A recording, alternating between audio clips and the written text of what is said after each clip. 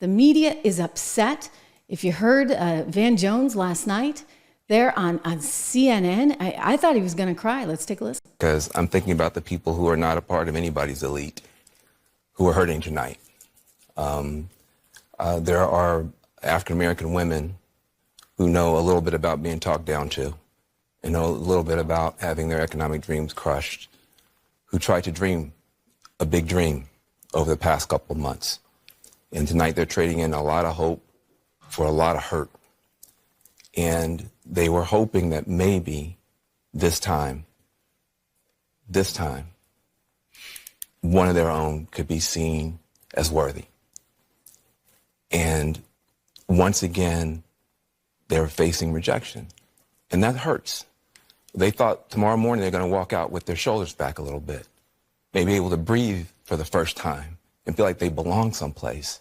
They did everything that they knew how to do. And it's going to be harder than it should be tomorrow for them to hold their heads up. And they're not the only people who are hurting tonight. If you're a parent of a trans kid, your child's face was used as a springboard to power for somebody. That doesn't feel good. There are going to be people tomorrow, we're going to be handing clothes at the dry cleaners to people who don't have papers. There are going to be people who are going to be cleaning your teeth tomorrow who don't have papers. And they're terrified tonight. And so it's easy to blow this off. Oh, look at the elites. They're going to get their comeuppance. It's not the elite that's going to pay the price.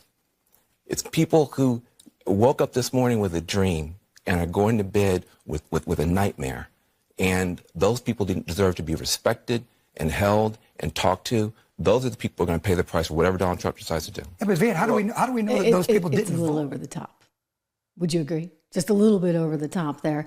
Van Jones having a near breakdown there on set as he thinks about now. Don't get me wrong. I think there are plenty of people that are really, really disappointed. And you know what? I was disappointed when Biden won. But did I cry?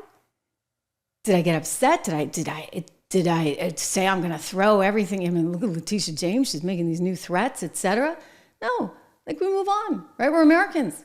You make the best of it and you move on. But I will say this. They kept talking about fascism. I can tell you from personal experience, just given the reporters I know that have had the IRS show up on their doorstep, for example, when they were about to testify before Congress with some of the information that would have implicated the State Department in the whole Twittergate thing. Or, for example, reporters that were targeted by the Obama administration. Cheryl Atkinson, James Rosen. These are people I have worked with. In other words, those people were all targeted by Democrats. And then you consider how Donald Trump was so deliberately targeted. I mean, from Fannie Willis to Letitia James to Jack Smith to Alvin Bragg. And they kept coming back empty-handed, empty-handed, empty-handed. They tried everything they could. And they got nowhere. Because Donald Trump was actually able, imagine this, to bring people together. I mean that. I mean, I'm looking at the exit polling and it's just, what did we see? We saw that black men voted for Donald Trump. I mean, he was up some 20% there with minorities, black minorities in the state of Wisconsin. And then he got 38% of the Latino vote in the state of Wisconsin. Like, this hasn't happened before. Muslims voted for him, Jews voted for him, women voted for him. He won the popular vote, so they can't go back to the Electoral College argument. Thank goodness. Lawrence O'Donnell over on MSNBC was making that one earlier in the evening. He said, we need to get rid of the Electoral College. I knew that one would be coming. But this was interesting to me. It's almost like they don't want to believe what's happening right before their eyes. Ladies and gentlemen, did you see Joy Reid? Probably not. Hopefully not. Hopefully not. I watch this stuff so you don't have to, but I want to show you because you need to know what's out there. She was corrected by her own colleague on live television there last night. Let's take a listen because she somehow can't get her head around the reality that is many Black Americans are voting for Donald Trump. Winner in Colorado, that Kamala Harris has won the state of Colorado. Joy, what were you saying? No, absolutely. I was just going to say on the realignment thing, one place, and I would actually like to put this narrative to bed, maybe forever. One place there's not going to be realignment, Black men. Every 4 years, I go through the ritual of having to talk down, the sort of world that wants to say that black men are just realigning and they're all going to run to Donald Trump. There is literally no difference in the exit polls. A 1-point difference is not a difference at all between where black men were in 2020 and where they are in 2024.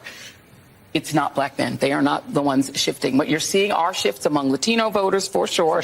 But you are not seeing shifts among black men. Please stop saying black men. The only area supporting Trump. There has been some, which seems like an outlier, is Wisconsin, where there's but again, it's exit polling. So what do we know? Yeah. I want to go over to Steve Kornacki because a rumor has floated its way to me, which is that a whole bunch of vote just came in. A bit interesting. We still have an electorate. If you think about what just went down there, she had to be corrected because actually when you look at the exit polling, I mean, she presented this as though it was fact. There's no way. When you look at the exit polling, he actually was up enormously in the state of Wisconsin. I'll just use that as an example, but also we saw that in North Carolina.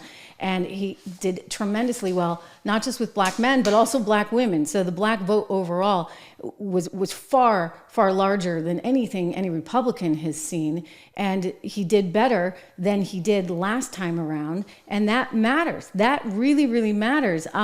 She was not able to do well with black voters or any voters. It was really pretty darn wild.